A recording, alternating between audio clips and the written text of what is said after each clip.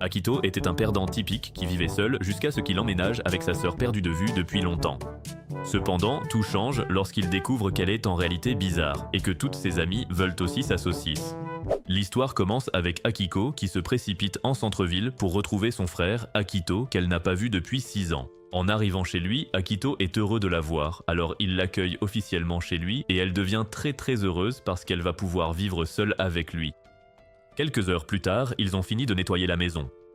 Akito essaie donc son nouvel uniforme et Akiko s'enthousiasme à l'idée qu'il soit transféré dans la même académie qu'elle. Comme il commence déjà à se faire tard, Akito suggère qu'ils prennent une douche pour pouvoir aller se coucher tôt. Il dit aussi à Akiko d'aller dans la salle de bain en premier, mais sa sœur un peu dérangée comprend mal et pense qu'il va la rejoindre aussi. Dans la salle de bain, Akiko se détend dans la baignoire, attendant qu'Akito vienne jeter un coup d'œil sur elle. Mais après avoir attendu pendant des heures, elle ne voit aucun signe de lui.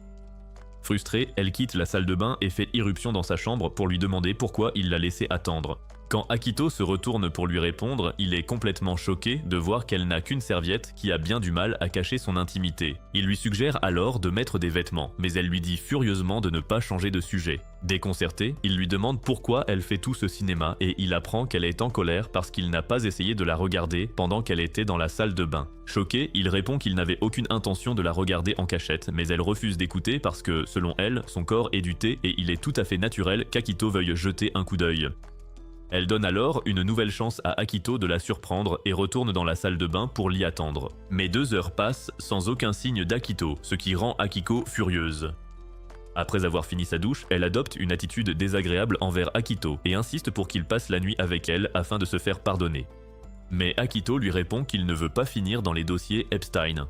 Cependant, lorsque Akiko menace nonchalamment de sauter sur son os erectus pendant la nuit, Akito claque la porte et avale la clé. Le lendemain matin, Akiko remercie Akito de l'avoir sauvé de sa famille adoptive, mais Akito l'interrompt rapidement car il ne veut pas replonger dans leurs souvenirs douloureux. Il propose alors de faire la lessive, mais avant qu'il ne commence, Akiko s'exclame soudainement qu'elle aime Akito. Akito lui sourit en retour et lui fait savoir qu'il l'aime aussi. Mais en entendant cela, ce qui reste du cerveau d'Akiko cesse de fonctionner, car vivre seul avec son frère est comme un rêve devenu réalité. Cependant, sa joie est de courte durée lorsqu'elle se rend compte qu'ils vont partager le dortoir avec Arai, le président du conseil des élèves, Anastasia, la vice-présidente, et Jin, le trésorier, tous bâtis comme des modèles OnlyFans. Un soir, Akiko rejoint Jin, qui est chargé de la cuisine ce jour-là, pour voir si elle peut l'aider en quoi que ce soit. Alors, Jin lui suggère de mettre la table et elle s'en occupe. Quand elle a fini, elle appelle Akito, mais Jin la devance et annonce que le repas est prêt, ce qui l'agace. Peu après, Akito les rejoint pour le dîner et commence à faire l'éloge de la cuisine de Jin. Mais au moment de s'asseoir pour manger, Anastasia l'arrête et lui fait savoir que les filles devront décider qui aura le droit de s'asseoir à côté de lui. Sentant la tension, Akito dit qu'il peut se nourrir tout seul, mais les filles le font taire. Anastasia se moque de lui parce qu'il est puceau, et Akiko intervient rapidement pour le défendre, affirmant que même s'il est puceau, il n'est destiné qu'à son biscuit à elle. Les autres filles lui disent rapidement de se taire parce qu'elle et Akito sont de la même famille. Akiko refuse d'abandonner et continue de défendre son étrange béguin.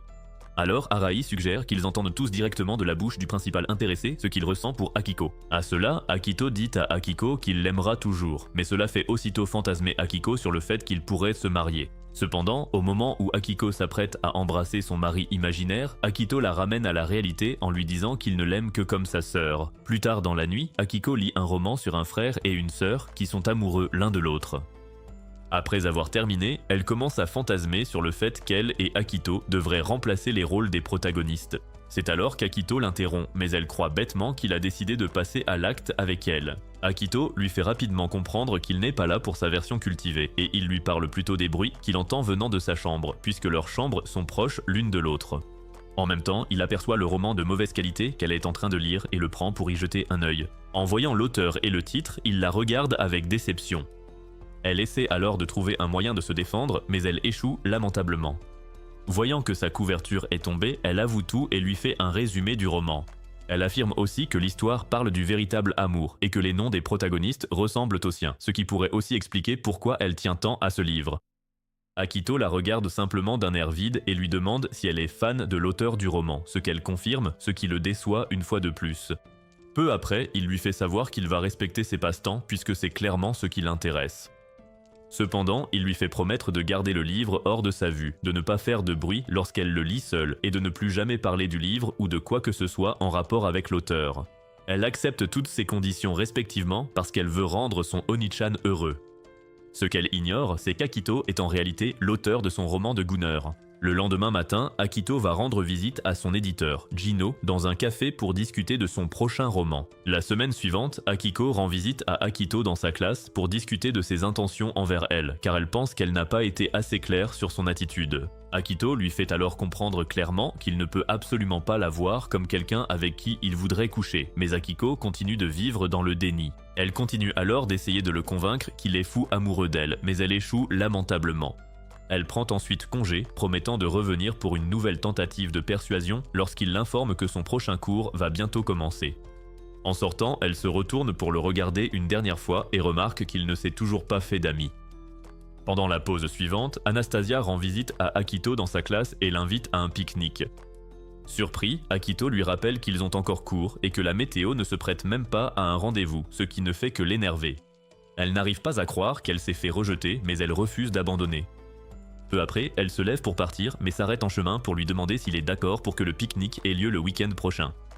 Voyant qu'il ne peut pas se défiler, il accepte de la suivre pour que la paix règne, pour découvrir ensuite qu'elle aurait remplacé ses sous-vêtements par les siens usagés s'il avait accepté de ne pas y aller. Plus tard, Jin l'invite à sortir de sa classe pour goûter les cookies qu'elle a préparés pendant son cours de cuisine. Comme d'habitude, il la félicite pour sa cuisine exceptionnelle et elle rit en réponse puisqu'il connaît bien ses goûts. Les deux sont amis depuis 6 ans, donc elle sait ce qu'il aime et ce qu'il n'aime pas. Elle lui demande alors s'il s'entend bien avec ses camarades de classe, et il répond que ça va puisque ce n'est pas comme s'il se faisait harceler ou quoi que ce soit. Elle promet de l'aider à ce sujet, mais il lui fait savoir que tout va bien pour lui.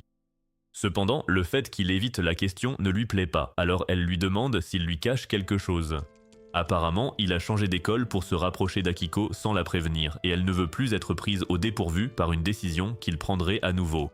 Il lui assure qu'il ne lui cache rien et demande s'il n'avait pas déjà réglé la question de son transfert d'école, mais elle le traite simplement d'idiot têtu pour cela.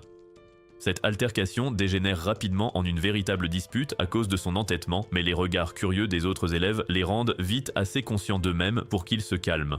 Peu après, il se rend dans la salle du conseil des élèves pour rencontrer Arai, car elle a demandé sa présence, mais il la trouve vide. Cela le surprend, car il sait qu'Arai aime être ponctuelle. Et à ce moment-là, Arai fait soudainement sentir sa présence et verrouille la porte derrière elle.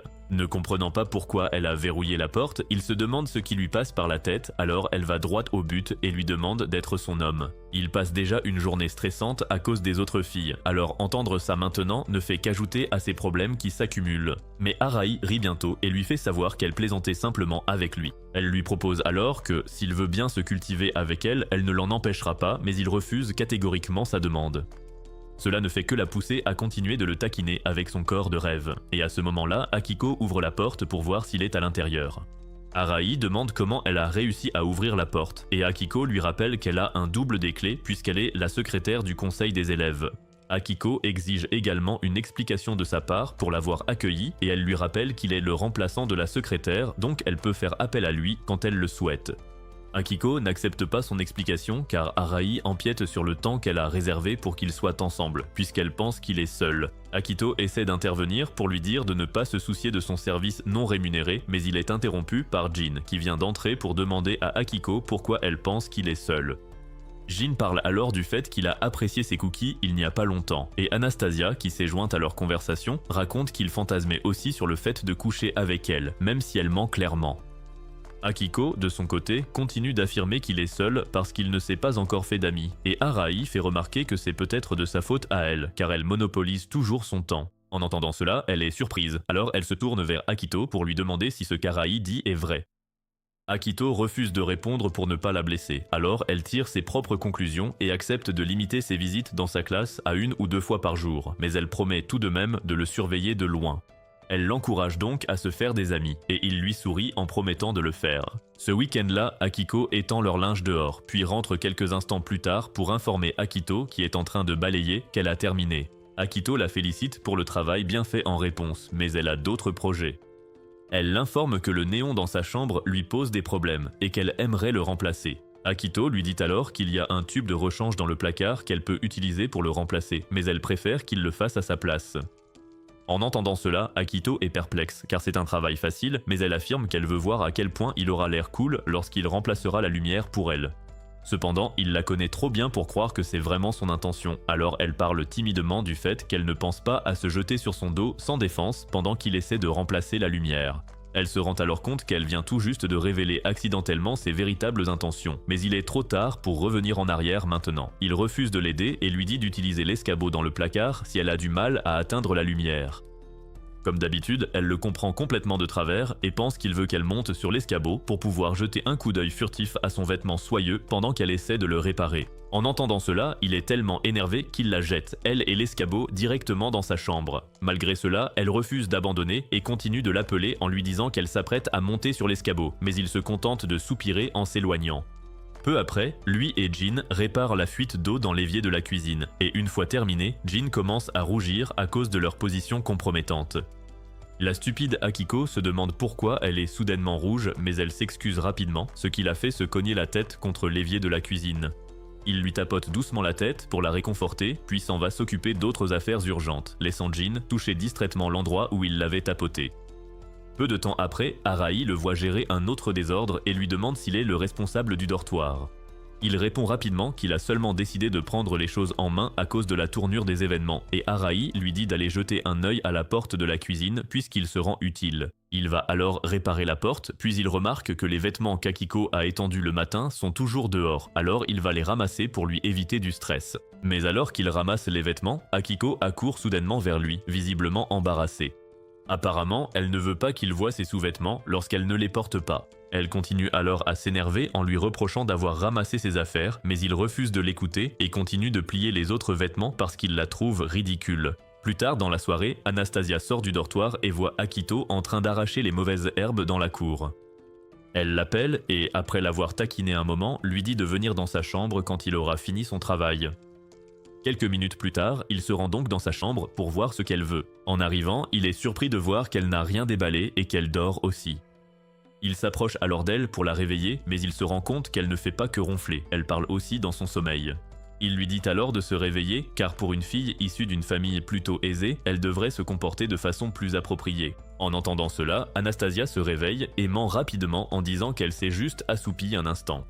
Peu après, Akito lui fait remarquer qu'elle n'a pas encore déballé ses affaires, mais Anastasia préfère rester silencieuse sur la raison de ce retard. Voyant qu'il ne peut rien faire, il s'apprête à partir, mais Anastasia l'arrête et lui explique la raison d'une voix effrayante qui manque de lui faire mouiller son pantalon. Elle ne peut ni nettoyer, ni faire aucune tâche ménagère. Elle poursuit en expliquant que, chez elle, sa femme de chambre ou les élèves qui l'admirent à l'école l'aident à accomplir ses tâches. Elle désigne alors ses cartons et lui ordonne de les déballer pour elle. Akito refuse puisqu'il n'est clairement pas l'un de ses admirateurs et elle commence à verser des larmes de crocodile prétendant qu'il l'a déçue après avoir découvert son secret. Cependant, Akito ne se laisse pas avoir par ses tactiques manipulatrices car il était manifestement seul avant qu'elle ne le lui révèle. Elle tente alors une autre approche puisqu'il a vu clair dans la première et lui propose son corps. Même si Akito ne veut clairement pas de cela, il décide de l'aider pour que la paix règne. En guise de remerciement, elle propose de le rembourser avec son corps. Mais il refuse poliment cette fois-ci, alors elle garde à l'esprit que le séduire avec son corps est inefficace. Akito propose alors de lui apprendre les tâches ménagères et les techniques de nettoyage. Anastasia profite de l'occasion pour le taquiner en demandant si cela impliquera qu'il lui enseigne avec ses mains, ses pieds et son bâton.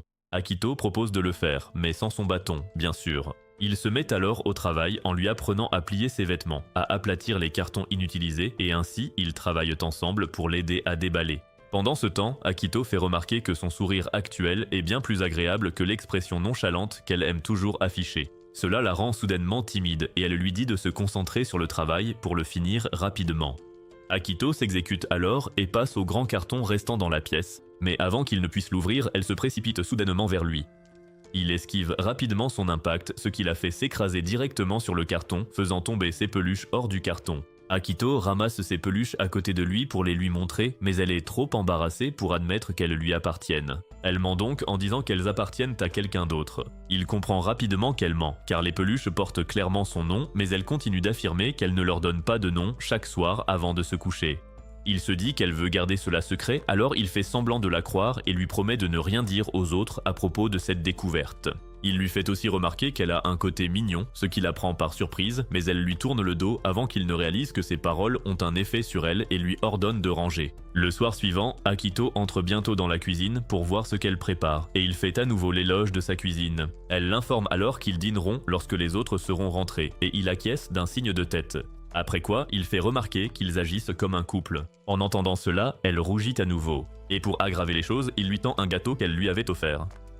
Elle s'enthousiasme et décide de préparer du thé pour l'accompagner. Alors qu'elle commence à préparer le thé, elle lui demande s'il a les moyens financiers d'acheter le gâteau, car elle s'est dit qu'il devait être cher. Akito profite alors de l'occasion pour suggérer qu'il mange le gâteau dans sa chambre, car il ne l'a acheté que pour elle étant donné qu'il est à court d'argent. Elle ignore ses véritables raisons et pense qu'il veut simplement passer un moment privilégié avec elle. Alors, lorsqu'ils arrivent devant la porte de sa chambre, elle lui demande d'attendre dehors avant de se précipiter à l'intérieur. Elle ouvre ensuite la porte quelques instants plus tard, révélant qu'elle a enfilé une tenue féminine.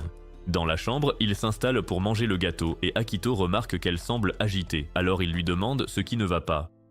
Il essaie alors de deviner en suggérant qu'elle a peut-être besoin d'aller aux toilettes ou qu'elle est simplement impatiente de manger le gâteau. Sa suggestion la déçoit et renforce sa crainte qu'il ne la trouve pas attirante, car ils sont littéralement seuls et il ne fait même pas mine d'essayer de lui arracher ses vêtements. Comme il ne semble pas qu'ils vont passer à quelque chose de plus intime, elle lui tend son thé et ils commencent à discuter de la vie au dortoir. La conversation dérive rapidement vers des remerciements de sa part pour avoir été sa meilleure amie au fil des années et il lui parle de l'importance qu'il accorde à leur amitié. Même si elle sait que c'est vrai, elle se sent quand même mal qu'il ne la trouve pas attirante. Lui, en revanche, interprète mal sa situation et pense qu'elle est simplement triste, alors il sort le gâteau pour lui remonter le moral. Après avoir dégusté le gâteau un moment, elle devient soudain sérieuse et demande si le travail d'écriture qu'elle lui a trouvé se passe bien. Il la rassure en lui disant qu'il va faire de son mieux pour ce travail et la taquine en disant qu'avoir une expression sérieuse dans sa tenue actuelle n'est pas très crédible.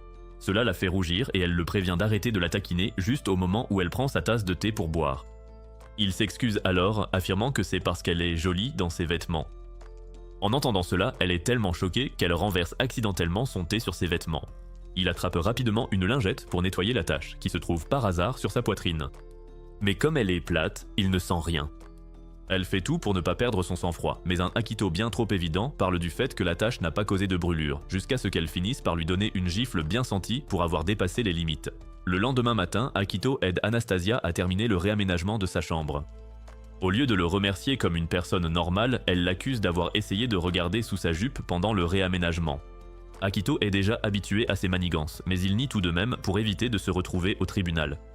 Il lui demande alors si elle ne va pas sortir ses peluches maintenant que sa chambre est présentable, mais elle fait comme si elle ne savait pas de quoi il parle. Il décide donc de laisser tomber, mais lui demande si ce n'est pas trop difficile de garder les peluches cachées. En réponse, elle se dirige vers le placard où elle les a rangées pour l'ouvrir, et elle se précipite dehors en nombre, ce qui le pousse à se demander si elles se sont multipliées. Peu après, elle les arrange, mais elle se sent toujours mal à l'aise à leur sujet. Alors, elle l'accuse de penser qu'elle est une maniaque. Il lui fait alors savoir que, même s'il pense qu'elle est irrécupérable dans beaucoup d'autres domaines, être obsédée par les peluches n'en fait pas partie. Malgré cela, elle continue d'essayer différentes méthodes pour le conditionner à penser qu'elle est bizarre à cause de sa passion, mais il ne tombe pas dans son piège. Peu après, elle le piège sur le lit, mais il en a juste assez à ce stade et lui demande pourquoi elle se comporte de façon aussi étrange. Il lui touche alors le front pour voir si elle a de la fièvre, mais son geste fait immédiatement battre son cœur à toute vitesse. Elle s'enfuit alors pour cacher sa gêne, mais elle glisse sur une peau de banane qu'elle avait jetée plus tôt et s'écrase directement dans son placard. Plus tard, les filles du dortoir prennent un bain ensemble. Pendant ce temps, Akiko se demande qui a eu l'idée qu'elles se baignent ensemble, et Arai lui explique que cette activité est un bon moyen de renforcer les liens, car cela les aidera à s'ouvrir les unes aux autres. Elle souhaite aussi qu'Akito se soit joint à elle, et en entendant cela, l'esprit raffiné d'Akiko commence à fantasmer sur l'idée de prendre un bain avec lui. Pendant ce temps, Anastasia interrompt ses fantasmes pour lui demander pourquoi elle n'aime pas se baigner avec elle, et elle répond que c'est parce que Arai est bisexuelle et pourrait être en train de préparer quelque chose de fou. Cependant, Anastasia la coupe pour affirmer qu'elle manque simplement de confiance en son corps et que ses mensurations et sa silhouette sont inférieures aux siennes. Akiko ne se laisse pas faire face à ces accusations, et les deux se lancent rapidement dans une dispute animée pour savoir laquelle a le corps le plus inférieur, tandis qu'Arai profite du spectacle au premier rang. Pendant ce temps, Jin protège rapidement ses petits melons, se sentant soudainement inférieur à elle. Mais Anastasia n'est pas d'accord et compare la police de Jin à du thé.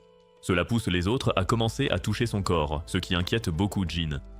Arai annonce alors soudainement qu'il est temps de se laver mutuellement le dos et sort le produit spécial pour le corps qu'elle a préparé pour l'activité. Cependant, au moment de former les duos, Arai choisit Jin pour elle-même et, lorsque Akiko et Anastasia se plaignent, elle prétend que c'est pour les aider à renforcer leur relation, même si ce n'est qu'un pieux mensonge. Lorsque Anastasia commence alors à frotter le dos d'Akiko, elle remarque que le savon ne mousse pas et c'est ainsi qu'elle découvre que le savon spécial d'Arai est en réalité une lotion. Puisque sa supercherie a été découverte, Arai appelle Akito pour qu'il apporte plus de savon pour le corps. Environ 1 minute plus tard, il frappe à la porte pour les prévenir qu'il est là avec le savon pour le corps. Arai insiste pour entrer, mais il refuse. Alors Jin soupire et va le récupérer elle-même. Alors que Jin s'apprête à le prendre, la lotion glissante la fait trébucher et tomber sur Akito, ce qui la met dans l'embarras car Akito vient de la voir dévêtue. Le lendemain matin, Arai convoque une réunion du conseil des élèves pour se mettre d'accord sur les surnoms qu'ils pourront s'attribuer. Anastasia trouve l'idée glauque et même Jin est d'accord avec elle, mais Arai les ignore et propose de commencer par choisir un nom pour Akito. Jin déclare qu'elle continuera à l'appeler Akito comme elle l'a toujours fait, alors Arai respecte sa décision et décide de l'appeler Cible. Surpris, il se demande ce qui se passe, bon sang. Mais Arai ignore sa question et continue de parler du fait qu'elle dévore toujours ses cibles. Elle précise aussi que lorsqu'elle dit « dévorer », elle veut dire de façon raffinée. Akito refuse rapidement, affirmant que c'est complètement inapproprié. Lorsque vient le tour d'Anastasia de parler, elle l'informe qu'elle l'appellera « Darling », mais il rejette aussi ce surnom, affirmant que c'est trop intime. Il suggère alors qu'il l'appelle par quelque chose de plus conventionnel, et Anastasia accepte de l'appeler Aki. Cela ne lui plaît pas, car, même si c'est approprié, cela sonne ringard. Voyant son air contrarié, elle décide de continuer à l'appeler Aki, juste pour l'embêter. Puisque les autres ont décidé, Arai essaie de passer au point suivant de l'ordre du jour, mais Akiko fait soudain irruption en pleine conversation. Apparemment, elle était censée être en retard à cause d'un devoir à rendre, mais elle affirme avoir travaillé très dur pour le finir à temps afin de voir Akito plus tôt. Elle lui donne alors aussi son propre surnom en s'obstinant à l'appeler Oni-chan à cause du lien spécial qu'elle pense partager avec lui, ce qui rend les autres filles jalouses. Entendre cela ne plaît pas du tout aux autres filles, et Akito s'approche d'Akiko pour lui demander pourquoi elle essaie de les énerver. Elle explique que depuis qu'elles ont emménagé dans le dortoir, tout ce qu'elles font, c'est l'empêcher de passer du temps de qualité avec lui. Akito a le sentiment qu'elle exagère non seulement toute la situation, mais qu'elle s'éloigne aussi du sujet. Les filles se joignent bientôt à leur conversation et encouragent Akiko à prendre tout le temps qu'elle veut pour découvrir Akito, mais cela semble trop beau pour être vrai et elle leur demande si elles pensent qu'elle est malade. Les filles rient en réponse, affirmant qu'elles ne le pensent pas, même si, au fond, c'est bien ce qu'elles croient. Akiko essaie alors d'apaiser la situation en affirmant qu'à part son étrange obsession pour Akito, elle est complètement normale. Les filles continuent d'alimenter son illusion en acquiesçant, mais cela n'améliore en rien sa situation. La psychologie inversée fonctionne sur elle comme par magie, au point qu'elle commence à se sentir folle et s'enfuit de la pièce. Après son départ, Akito a l'impression qu'ils sont peut-être allés un peu trop loin avec les taquineries, mais Arai le rassure en lui disant qu'elle ira bien d'ici leur retour au dortoir. Sur le chemin du retour après avoir terminé ses cours de la journée, Akito reçoit soudainement un appel de Jino pour leur prochaine réunion, et il accepte de la retrouver à son bureau. Alors qu'il essaie de fixer un jour et une heure pour la réunion, Akiko l'interrompt soudainement et Jino l'entend parler avec elle. En jugeant par leur conversation, Jino pense qu'Akiko est sa petite amie. Alors, quand Akito s'excuse pour l'intrusion, elle lui dit que ce n'est pas grave et lui demande s'il est avec sa petite amie. Il répond que c'est simplement sa sœur, et Jino est très choqué d'apprendre qu'il a une sœur tout court. Les deux conviennent alors d'un moment qui leur convient pour se rencontrer et mettre fin à l'appel. Mais dès que l'appel se termine, l'esprit de Jino s'emballe et elle commence à l'imaginer en train d'embrasser sa sœur.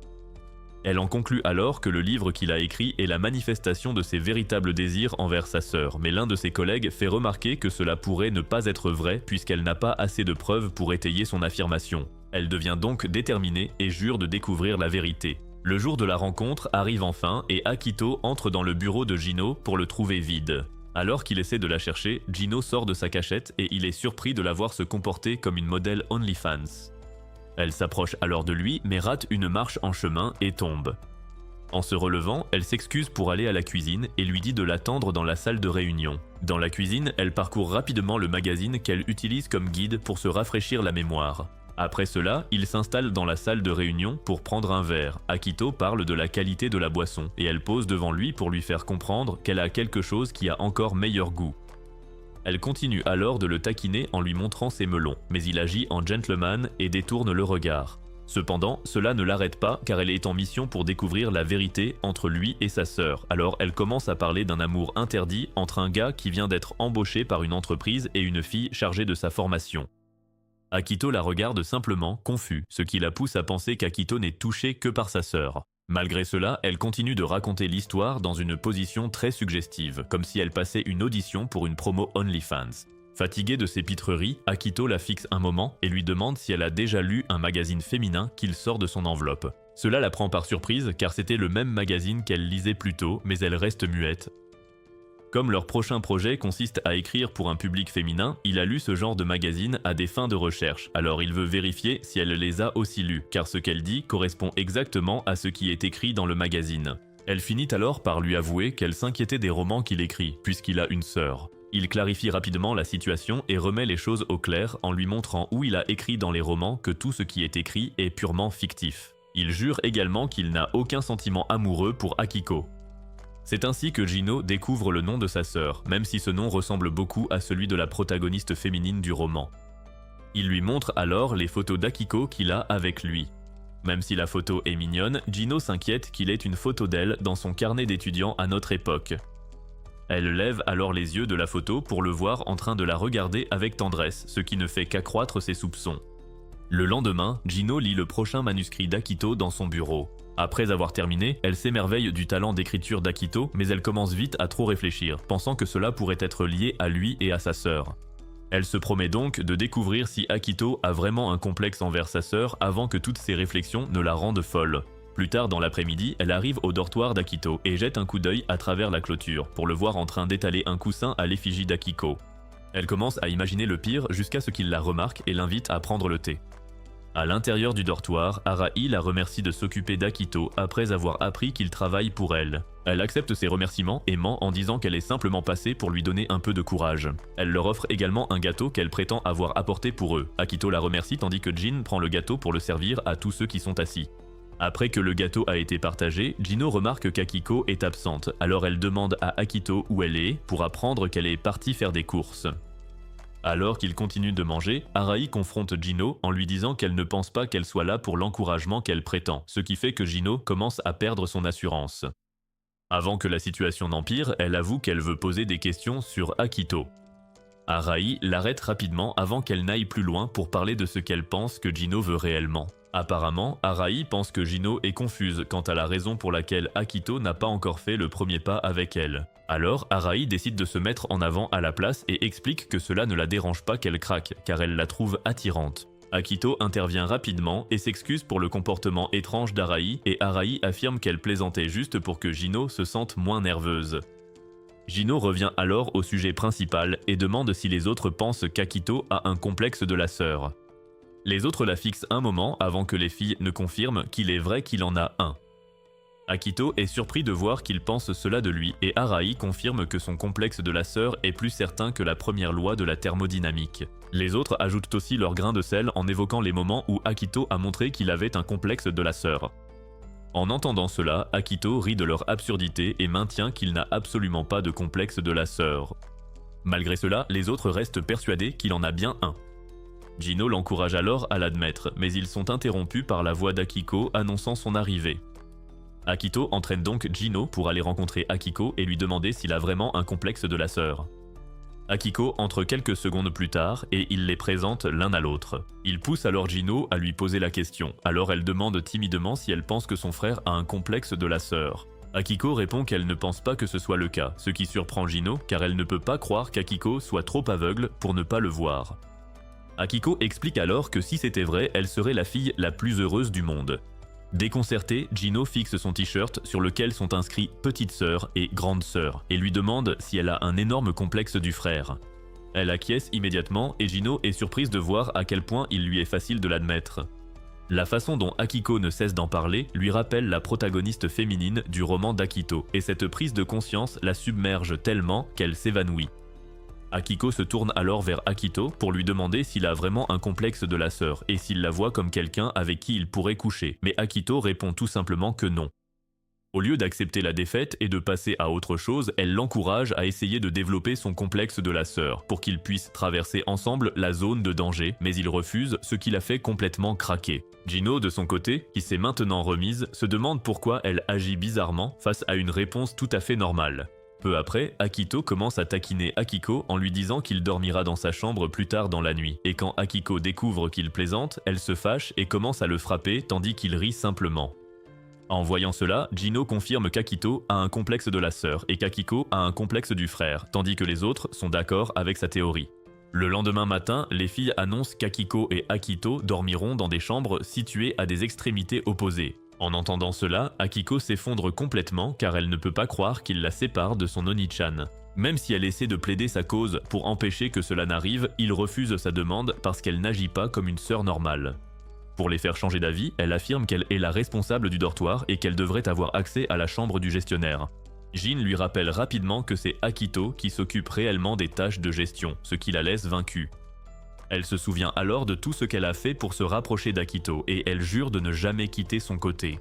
Fatiguée de ses plaintes, Arai demande à Akito ce qu'il en pense et promet de suivre sa décision.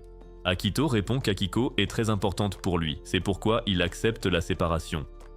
Cette décision les conduit à déplacer leurs bagages dans leurs chambres séparées et pendant ce temps, Akiko refuse de les rejoindre et se lamente auprès d'Akito d'avoir accepté une telle décision. Voyant qu'Akito refuse de l'écouter, elle se rend dans sa chambre vide et commence à pleurer amèrement. Plus tard, Akito commence à défaire ses bagages dans sa chambre, mais il se met à remarquer tous les objets qu'Akiko lui a donnés depuis qu'elle est au dortoir. Cela lui fait ressentir son absence et il va la voir dans sa chambre. À l'intérieur, il voit qu'elle s'est endormie en pleurant, alors il la couvre avec sa couverture et s'apprête à partir, éteignant la lumière de sa chambre au passage. Le lendemain matin, tous les deux s'assoient dehors pour profiter de la brise matinale et Akiko affirme qu'elle connaît la raison pour laquelle il voulait qu'ils vivent séparément. Elle pense qu'il a accepté parce qu'il veut que la tension monte, comme lorsqu'il se faufile dans sa chambre, mais il l'ignore et continue de boire son thé en silence. Peu après, Arai attire leur attention et ils se retrouvent tous dans le salon avec les autres pour apprendre qu'ils ont désormais un nouveau responsable. Arai commence alors à faire l'éloge de la responsable, affirmant qu'elle est un génie issu d'une famille prestigieuse. À ce moment-là, une jeune fille timide entre pour se présenter sous le nom d'Alisa et salue spécialement Akito. Anastasia intervient pour demander quelle est la relation entre eux et Alisa répond qu'elle est la fiancée d'Akito. La semaine suivante, Akiko se plaint aux autres qu'elle ne peut pas accepter que quelqu'un qui prétend être la fiancée d'Akito devienne leur nouvelle responsable du dortoir. Les autres lui conseillent de laisser tomber puisque cela fait déjà une semaine. Arai fait également remarquer qu'Alisa a accompli un travail remarquable depuis qu'elle travaille pour eux, donc il n'aurait aucun sens de la punir ainsi. Akiko comprend son point de vue, mais elle ne veut pas qu'Alisa reste parce qu'elle prétend être la fiancée d'Akito. Anastasia intervient alors pour la défendre. Elle souligne que, venant d'une famille prestigieuse, ses parents ont dû arranger le mariage. Akito est d'accord avec Anastasia et explique que ce mariage n'était qu'une lubie de ses parents quand ils vivaient chez eux. Malgré cela, Akiko juge ses arguments inutiles car Alisa regarde toujours Akito comme une friandise qu'elle voudrait goûter. Elle se tourne vers Jin pour la défendre, mais Jin la contredit en affirmant qu'Alisa cuisine très bien. Voyant que tout le monde, sauf Akiko, est d'accord, Arai approuve la nomination d'Alisa. Akiko maintient que son opinion ne changera pas car l'accepter réduirait ses chances auprès d'Akito. Plus tard dans la nuit, Akito réunit Akiko et Alisa et supplie Akiko d'accepter Alisa. Pour la faire changer d'avis, il raconte ses séjours chez Alisa et comment elle l'a aidé à s'installer. Mais cela ne fait qu'attiser la jalousie d'Akiko. Malgré tout, il continue de louer Alisa, ce qui rend cette dernière très heureuse. Mais quand il finit ses éloges en l'appelant sa petite sœur, elle devient triste. Akiko, elle, refuse de l'accepter car le fait qu'il la voit comme une sœur en fait une rivale pour son cœur. Elle lui dit alors qu'il n'a pas besoin de sœur et le presse de renvoyer Alisa chez elle. Akito continue de la supplier, mais elle lui demande de prendre aussi ses sentiments en compte. Apparemment, elle a été séparée d'Akito pendant près de 6 ans et a dû supporter la solitude sans lui. Maintenant qu'ils se retrouvent, elle n'aime pas l'idée de devoir partager son attention avec les autres. Elles fond alors en larmes pour l'émouvoir, mais il se contente de la regarder d'un air absent. Alisa les interrompt pour s'excuser d'avoir causé ce conflit et se met elle aussi à pleurer. Aussitôt, Akito la supplie d'arrêter, ce qui énerve Akiko car il préfère une inconnue à elle. Alisa demande alors pourquoi elle ne l'aime pas, mais elle répond que ce n'est pas le cas. Confuse, elle demande si elle refuse de s'entendre, et elle répond qu'elle est un obstacle pour son couple. Cela attriste Alisa car elle veut sincèrement être amie avec Akiko et partager des moments complices. Akiko refuse catégoriquement, ce qui fait monter les larmes aux yeux d'Alisa. Akito intervient avant une nouvelle crise de larmes et leur conseille de devenir amis petit à petit. Ce week-end-là, ils s'installent tous pour un pique-nique dans le parc. En mangeant les plats préparés par Alisa, il la complimente sur ses talents de cuisinière. Elle les remercie et propose de leur faire découvrir d'autres recettes familiales s'ils le souhaitent. Anastasia accepte et lui demande bizarrement quel genre de sous-vêtements en soie elle préfère porter. Akito intervient vite pour l'empêcher d'agir comme une harceleuse qui cherche à finir en prison. Peu après, Akiko lui demande ce qu'il pense des omelettes qu'il vient de goûter. Il les trouve délicieuses, mais Akiko conteste car il y a plus de sucre que dans celles d'il y a 11 ans. En entendant cela, les autres la regardent comme si elle était folle, mais elle continue de s'expliquer. Il comprend alors qu'elle invente des histoires, car elle trouve un défaut à l'omelette d'Alisa. Arai intervient et suggère un concours pour déterminer qui a raison ou tort. Elle informe Akiko qu'elle peut choisir ce qu'elle veut contester, mais si jamais Alisa gagne, elle ne devra plus jamais se plaindre d'Alisa. Akiko est d'accord. Pour le premier concours, elle propose de faire de la balançoire pour voir qui mérite d'être la petite sœur d'Akito. Alors, quand elle commence et qu'Alisa se balance, elle croit avoir gagné la manche car elle est censée attendre qu'Akito vienne l'aider, comme il le faisait toujours quand ils étaient petits. Malheureusement, Akito rejoint Alisa sur la balançoire, ce qui la choque au plus haut point. Plus tard dans la soirée, après plusieurs épreuves, elle accepte Alisa comme nouvelle gérante du dortoir, mais affirme être la fiancée d'Akito, alors elle ferait mieux de s'écarter. Les autres les rejoignent peu après et Alisa en profite pour demander s'il est normal qu'Akiko soit attiré par Akito alors qu'il est clairement son vrai frère. Voyant leur réaction choquée, la pauvre Alisa commence à s'excuser d'avoir dépassé les bornes, mais Akito la rassure en disant que tout va bien. Les autres interviennent aussi pour dire qu'ils s'y sont déjà habitués, mais l'entendre de sa bouche reste assez gênant. Ils demandent ensuite l'avis d'Akiko, mais elle ne veut pas en parler. Alors, Alisa s'approche d'elle et lui fait savoir qu'il est inacceptable de craquer pour un parent de sang et que lui déclarer son amour ne fera qu'ennuyer leurs proches. Même après avoir entendu ça, Akiko refuse d'abandonner, mais Alisa refuse de céder elle aussi. Alisa lâche qu'elle est sa fiancée et que, contrairement à elle, elle n'a aucun lien de sang avec lui. Cela se transforme vite en un échange intense pour savoir qui aime le plus Akito, tandis que les autres observent leur manigance. Les deux continuent de se disputer jusqu'au dortoir et finissent par se calmer après le dîner. Elles se tournent alors vers Akito pour qu'il choisisse, mais comme d'habitude, il les complimente autant l'une que l'autre et dit qu'il ne peut pas choisir car elles sont toutes deux ses précieuses petites sœurs. Cela les laisse déçus, mais ça permet aussi à Akiko de réaliser qu'Alisa n'est pas une rivale dangereuse. Elle comprend qu'elle est juste amoureuse d'Akito, ce qui les rend semblables. Elle suggère donc qu'elles deviennent amies et elles mettent fin à leur dispute ce soir-là. Le week-end suivant, les filles décident d'acheter de nouveaux maillots de bain en prévision de l'été. Alors qu'elles vont toutes voir le maillot de bain qu'elles veulent, Alisa choisit un bikini qui attire son attention. Anastasia l'arrête en chemin et lui tend un une pièce à la place, affirmant qu'elle sera plus belle ainsi même si elle veut juste se rincer l'œil.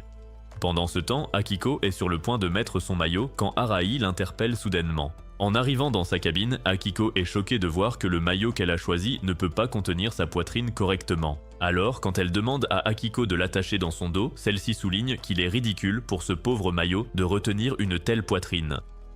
Elle conseille ensuite à Akiko de ne pas abandonner, alors elle soupire et l'aide. Ce faisant, Akiko voit que ce sera plus dur que prévu, alors elle appelle à l'aide.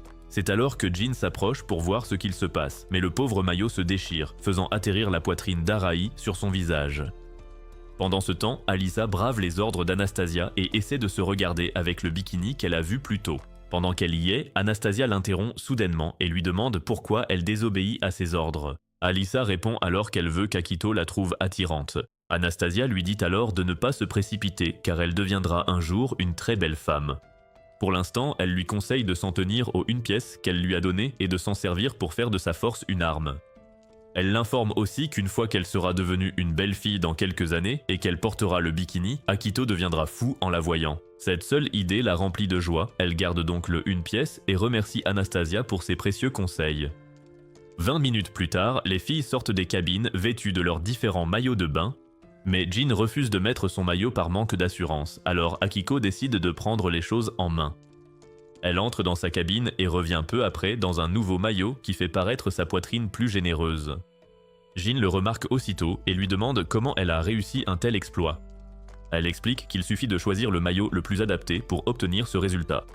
Elle détaille aussi le type de bikini idéal pour sa morphologie afin de la rendre plus séduisante. Après sa leçon, elle traîne Jin dans la cabine pour lui faire enfiler un maillot qui lui ira à la perfection. Peu après, elle revient avec elle en nouveau maillot et les autres la trouvent vraiment très sexy dedans. Jin la remercie de son aide et Alisa demande aussitôt à Akiko de l'aider à trouver un maillot qui mettra aussi sa poitrine en valeur. Akiko accepte, mais avant qu'elle n'atteigne Alisa, Anastasia l'arrête et suggère un autre type de maillot qui sera parfait pour elles deux. En soirée, les filles rentrent faire un défilé pour Akito dans l'espoir de lui montrer leur nouveau maillot de bain. Mais Akito les regarde d'un air absent car il est totalement largué, alors les filles tentent de recommencer leur numéro. Il les arrête à mi-chemin car il ne comprendra rien de toute façon. Jin explique alors qu'elles essaient simplement de lui montrer les nouveaux maillots qu'elles ont achetés. Arai explique ensuite qu'il ira dans leur chambre pour évaluer leur maillot et désigner celui qu'il préfère. Jin annonce d'abord qu'elle ne participera pas mais change vite d'avis en entendant le prix pour la gagnante, tandis qu'il soupire. Plus tard, il commence par la chambre d'Alisa car il ne s'attend pas à ce qu'elle porte un truc ridicule. En entrant, il la trouve vêtue d'un maillot avec des ailes, comme si elle était une sorte d'ange déchu. Alisa explique qu'Anastasia l'a choisi pour elle, et il soupire de déception. Après ce désastre, il va voir Anastasia pour lui demander pourquoi elle a fait ça à Alisa mais la trouve en maillot de chat. Il pense immédiatement qu'elle exagère, mais elle l'ignore complètement et sort l'ours en peluche assorti, affirmant que c'est un produit sur mesure fabriqué par l'entreprise de son père.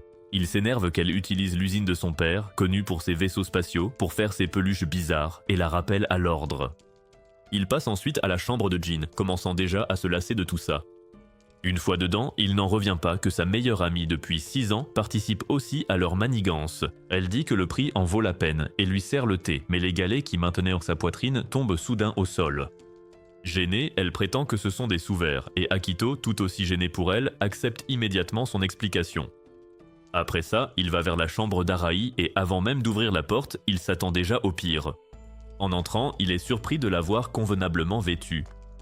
En le voyant, Arai décide de montrer son vrai visage en se déshabillant quelques secondes plus tard. Cela le fait fuir de la chambre car il n'avait pas signé pour ce genre de contenu digne d'OnlyFans. Il finit par entrer dans la chambre d'Akiko, mais il est trop stressé pour la remarquer. Quand il le fait enfin, il est surpris de voir sa sœur habillée comme ça et il lui dit tout de suite qu'elle est superbe. Cela rend Akiko si heureuse qu'elle commence à penser qu'il est prêt à franchir le pas avec elle. Il lui dit vite de ne pas s'emballer car il n'est pas question de coucher avec sa sœur et explique qu'il préfère son maillot normal. Ça l'énerve car elle n'en revient pas qu'il ait dit que son maillot était normal et il lui explique qu'il a vu des trucs de dingue avant d'arriver. Après tout ce spectacle, les filles se réunissent pour entendre son verdict mais comme d'habitude, il est indécis.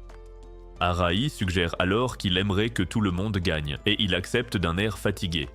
Cela la fait sourire diaboliquement alors qu'elle révèle que le prix est de choisir ce qu'il portera cet été. Elles sortent alors des maillots ridicules pour qu'il les essaie et il s'enfuit, gêné, prétextant du travail, mais les filles le poursuivent. La semaine suivante, Jin s'éclipse de l'école pour aller voir un chat dans les bois. Pendant ce temps, Akito la voit de loin et devient curieux de ce qu'elle fabrique, alors il la suit dans les bois. Après avoir erré un moment, il finit par la trouver en train de jouer avec un chat errant. Elle, de son côté, continue de caresser le chat et parle de la relation bizarre qu'elle pense avoir avec lui jusqu'à ce qu'un bruit venant d'Akito l'interrompe. Il se cache vite pour ne pas se faire prendre et imite un cri de chat dans l'espoir de la convaincre.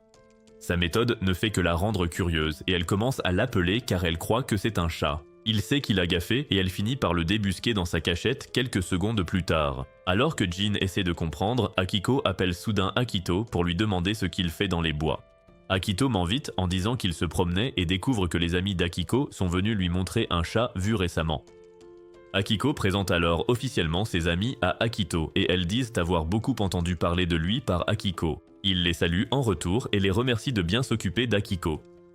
Pendant ce temps, Jin court au dortoir, honteuse, et se met à pleurer car elle pense qu'Akito a entendu sa discussion bizarre avec le chat. Le lendemain matin, Akito appelle Jino pour lui dire qu'il ne pourra pas rendre son manuscrit prévu ce jour-là car il a soudainement de la fièvre. Jino lui dit qu'elle comprend, repousse sa date de rendu et promet de passer le voir après sa réunion. Il raccroche donc et se rendort. Entre-temps, Akiko réunit les filles pour un discours détaillé sur son intention de se consacrer aux soins d'Akito. Cependant, les autres refusent de la laisser s'en occuper seule car c'est aussi leur amie et suggèrent de faire des tours de garde. Akiko refuse car elle s'en veut de l'avoir laissé tomber malade sous sa surveillance et veut donc assumer seule la responsabilité de ses soins. Jin rétorque que si c'est pour ça, elle devrait aussi s'en occuper, puisqu'il est son meilleur ami depuis 6 ans. Peu après, les autres filles expliquent à leur tour pourquoi cette responsabilité leur incombe également. Cela tourne à la dispute jusqu'à ce qu'Arai, restée silencieuse jusque-là, les rappelle à l'ordre. Elle explique que leur seule priorité actuelle devrait être de remettre Akito sur pied le plus vite possible. Cela pousse les autres filles à réfléchir, tandis qu'Arai suggère de se relayer pour veiller sur lui. Les autres acceptent, même si elles décident d'en faire un concours pour savoir qui s'occupera le mieux de lui. Peu après, Alisa commence le premier tour et entre dans la chambre d'Akito avec un lourd plateau de soupe qui manque de la faire tomber, mais Akito la rattrape. Après cela, elle s'installe et commence à lui donner les soupes l'une après l'autre pour l'aider à guérir. Alors qu'elle bavarde sur les ingrédients utilisés pour les soupes, Akito la regarde en souriant, avant de se lasser de ces bavardages qui durent depuis des minutes. Après le tour d'Alisa, Anastasia entre dans sa chambre pour prendre la suite. En la voyant, il s'inquiète pour sa santé et lui demande si elle a déjà soigné quelqu'un de malade auparavant. Il apprend alors que la seule personne dont elle s'est occupée est l'une de ses poupées en peluche. N'ayant pas le choix, il lui dit qu'il compte sur elle et s'apprête à dormir un peu. Cependant, toutes les 20 minutes, elle le réveille pour lui demander s'il a besoin de quelque chose, comme l'aider à s'essuyer, l'empêchant ainsi de dormir. Il devient vite curieux et se demande si c'est la seule chose qu'elle sait sur les soins aux malades. Elle se vante alors de techniques de soins familiales autoproclamées qu'elle connaîtrait aussi, même si c'est un mensonge. Il se moque d'elle pour avoir menti, alors elle propose d'essayer sur lui pour prouver qu'elle dit la vérité. Pour y parvenir, elle lui dit de fermer les yeux et de ne jamais les ouvrir, quoi qu'il arrive. Il obtempère et elle se penche pour l'embrasser. Alors qu'elle est à quelques centimètres du but, il ouvre soudain les yeux pour lui demander ce qu'elle fait, mais elle est furieuse qu'il les ait ouverts. Elle lui dit alors que la technique ne fonctionnera plus car il a effacé toute l'énergie cosmique nécessaire, mais il sait qu'elle ment. Pour le tour suivant, Akiko reprend là où Anastasia s'est arrêtée. Il se réveille et la voit lui tapoter la tête et poser sa tête sur ses genoux sans permission. Il lui fait remarquer qu'elle dépasse les bornes et elle explique qu'elle l'a fait parce qu'il était pâle dans son sommeil. Elle l'encourage ensuite à toujours compter un peu plus sur elle, mais il se contente de soupirer en réponse. Sa réponse l'attriste car elle compte toujours sur lui et elle a l'impression d'être un fardeau pour lui. Elle confie ensuite que le soigner lui donne le sentiment qu'elle peut être utile. En réponse, il la remercie de son aide et promet d'accepter son offre de compter sur elle. L'entendre la fait sourire et elle promet de toujours rester à ses côtés. Après le tour d'Akiko, Jin entre dans sa chambre pour voir comment il va et voit qu'il dort à poing fermé, alors elle s'assoit pour le regarder. Peu après, il change de position et elle l'aide à s'installer, mais il lui saisit soudain la main et lui dit de ne pas bouger. Il l'attire alors vers lui, ce qui la fait finir à ses côtés, et elle l'entend parler de leur rencontre, ce qui la réjouit, même si c'est gênant car il la voit comme un garçon. Il y a 6 ans, Akito est arrivé à l'école de Jin, et Jin l'a tout de suite détesté car elle pensait qu'il jouait la comédie en se présentant joyeusement à la classe. Maintenant qu'elle y pense, allongée à ses côtés, elle réalise qu'il a probablement fait cela parce qu'il essayait de s'adapter à un nouvel environnement. À cette époque, Jin était une excellente élève, et son apparence faisait que les autres étudiants avaient peur de l'approcher.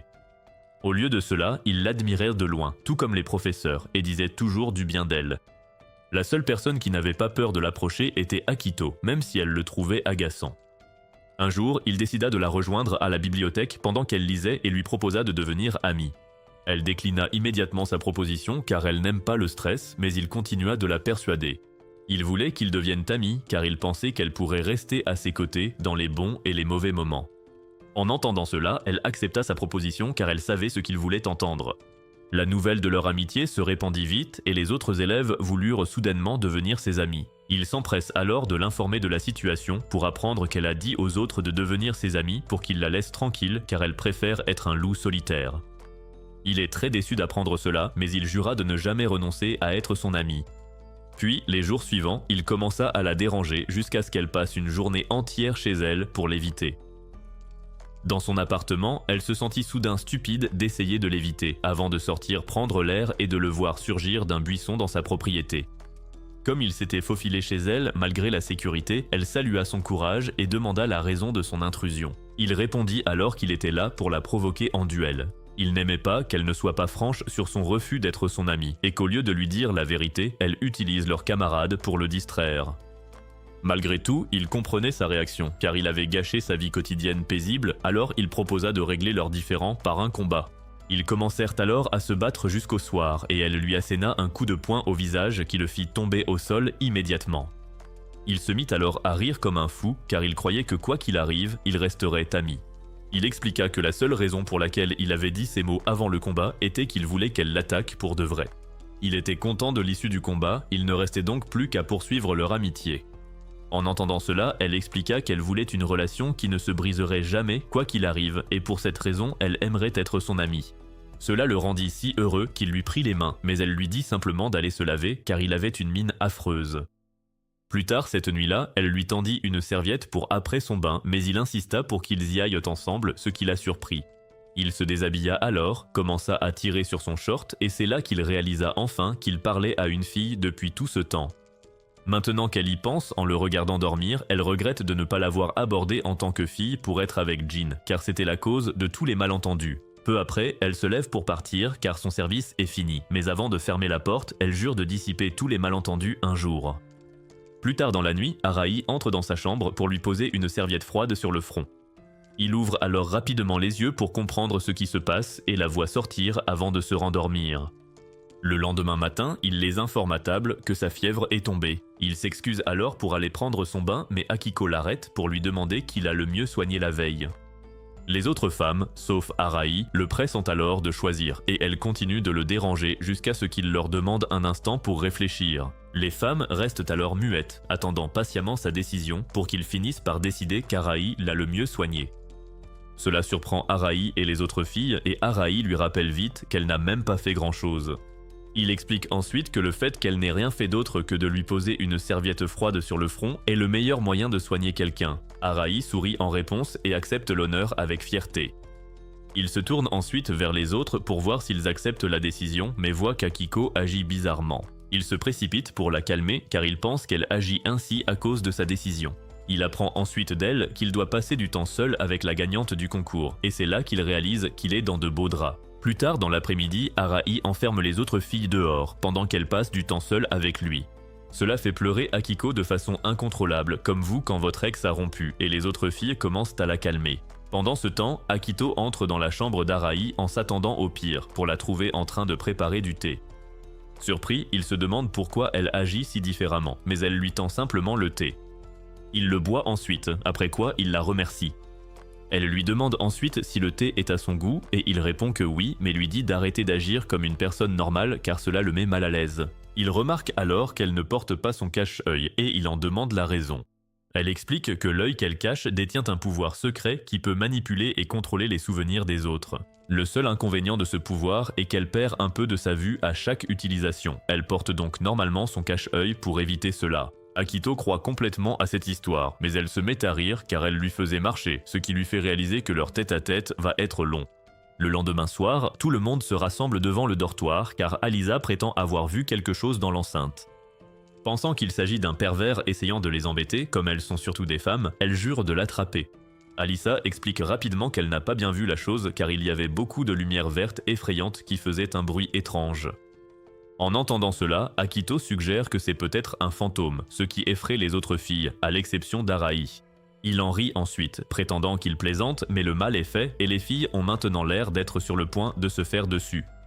Arahi les apaise pour les calmer et Akito la félicite d'être fiable. En réponse, elle lui ordonne d'aller inspecter la zone pour voir s'il y a quelque chose d'inhabituel. Il accepte d'y aller et demande si elle va le suivre pour réaliser à ses jambes tremblantes qu'elle a aussi peur des fantômes.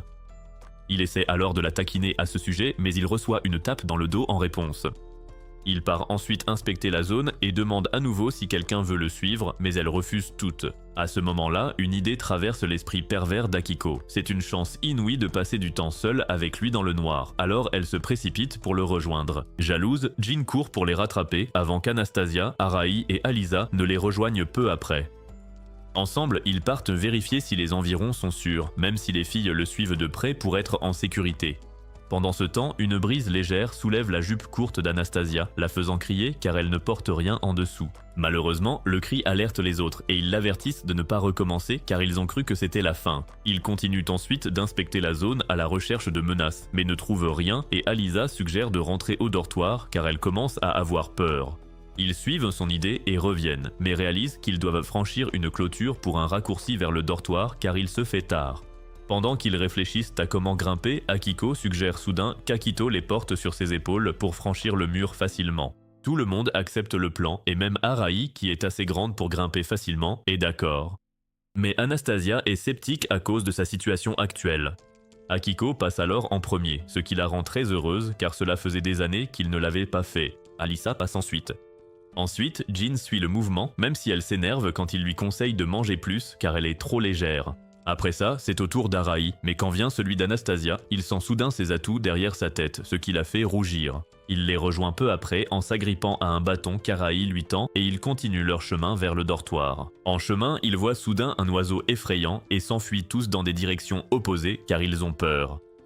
À cause de cela, Akiko et Anastasia finissent par rentrer seules au dortoir puisqu'elles ne trouvent pas les autres. Anastasia marche juste derrière Akiko, et Akiko n'aime pas ça, alors elle s'arrête pour lui demander pourquoi elle est si tendue toute la soirée. Elle demande ensuite si Anastasia est malade, mais Anastasia confirme qu'elle est en pleine forme et en bonne santé. Pour éviter qu'Akiko ne se doute de rien, Anastasia retourne la question et se moque de son incapacité à comprendre une situation simple. Anastasia prétend que c'est pour ça qu'Akiko a de moins bons résultats au test et a perdu le concours de Miss Academy contre elle. Entendre cela énerve Akiko, mais elle fait savoir à Anastasia qu'elle s'en fiche car son but ultime est d'épouser Akito de toute façon. Elle affirme que si elle y parvient, elle sera totalement victorieuse et mènera une vie épanouie. Anastasia ricane car son rêve bizarre ne sera jamais possible et Akiko jure avec colère de devenir Premier ministre pour changer la loi interdisant le mariage entre frères et sœurs de sang. Anastasia sourit simplement à cette scène, ce qui fait croire à Akiko qu'elle se moque encore d'elle.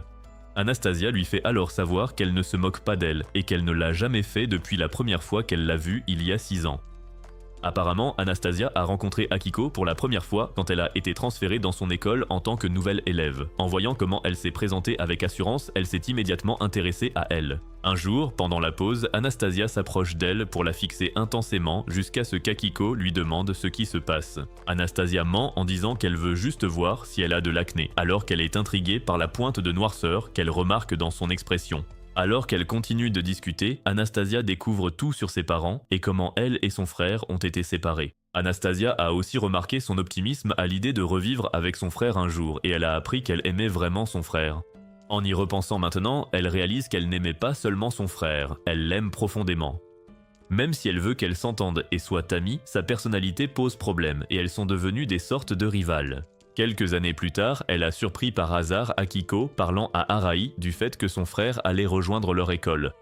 Bien qu'elle veuille en savoir plus sur ce frère capable de rendre sa propre sœur folle de lui, elle fait comme si elle n'était pas intéressée. Le jour où Akiko a enfin visité son école pour une visite guidée, elle l'a vu par la fenêtre en train de parler à Akiko. Akiko lui faisait visiter l'école, mais elle a dû s'éclipser peu après car elle devait assister à une réunion du conseil des élèves.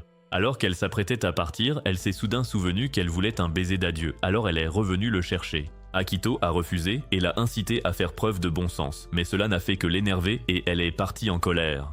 Après l'avoir regardé partir, il porte son attention sur les filles qui s'entraînent sur le terrain, mais Anastasia l'interrompt quelques secondes plus tard. Anastasia l'a alors accusé de mater des filles en plein jour et a prononcé son nom complet, ce qui l'a amené à se demander qui était cette fille.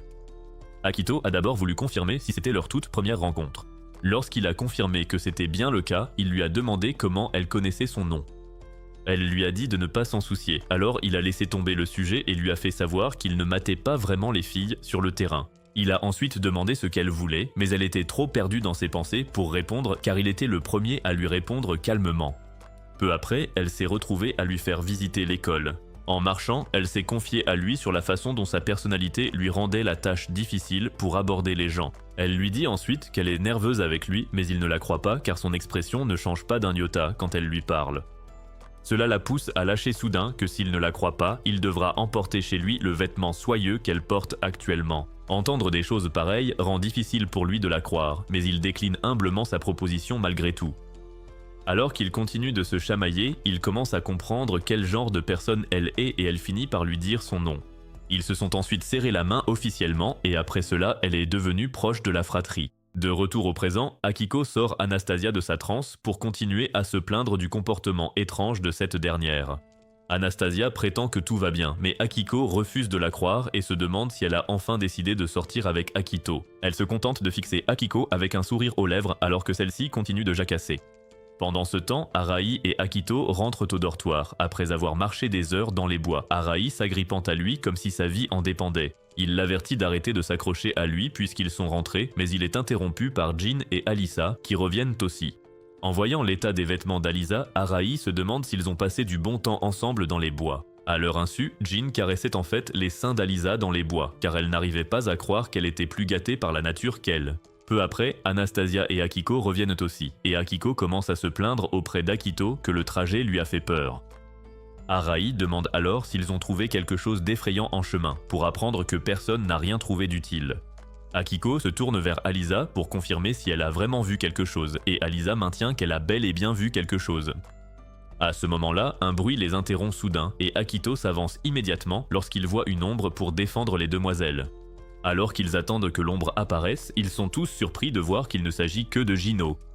Jino explique alors qu'elle est arrivée il y a peu, mais n'a trouvé personne à l'intérieur, alors elle est venue dans le jardin pour voir s'ils y étaient. Pour la deuxième fois ce soir-là, il se tourne vers Alisa pour confirmer son histoire de lumière verte, mais sont interrompus par plusieurs lueurs venant des buissons.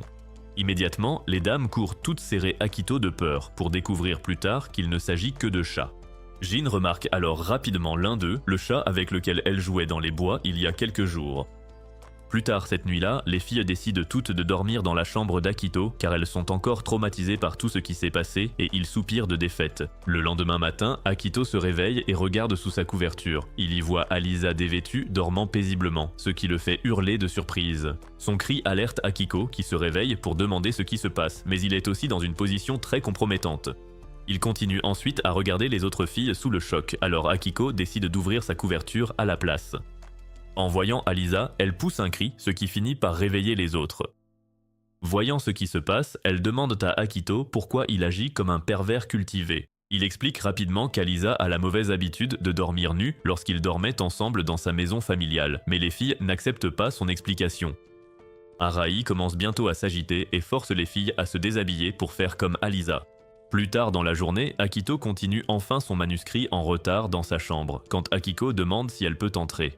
Il lui donne le feu vert et elle entre vêtue d'une tenue traditionnelle. Surpris, il demande la raison de ce style soudain et elle répond qu'elle veut donner le bon ton pour lui communiquer ses sentiments le plus fidèlement possible. Avant tout, elle s'excuse d'avoir douté de lui lorsqu'il a promis de revenir la chercher chez ses parents adoptifs il y a 6 ans. Elle explique ensuite en larmes qu'elle n'a pas douté de lui au début, mais qu'avec le temps, elle a soudainement commencé à douter, et il la rassure en disant que tout va bien puisqu'ils sont ensemble maintenant. Pour qu'elle se sente mieux, il confie aussi qu'il a commencé à se sentir peu sûr de lui et craignait qu'elle ait commencé à vivre différemment et à l'oublier complètement. Elle lui fait vite savoir qu'elle a toujours cru qu'il viendrait pour elle, et c'est pourquoi elle a fait de son mieux pour étudier beaucoup de choses, car elle veut qu'il voie le résultat de ses efforts un jour. Elle lui demande ensuite si elle a bien suivi ses instructions, et il répond par un signe de tête, affirmant qu'il est très fier qu'elle soit sa petite sœur. Il complimente aussi sa beauté, et elle rougit instantanément en entendant cela. Peu après, elle lui tourne le dos et lui demande de retirer sa ceinture pour qu'il puisse passer à l'acte. Il retire alors la ceinture, mais cela ne fait que la faire rouler hors de la pièce, alors il ramasse ses vêtements pour les déposer à l'entrée et verrouille sa porte.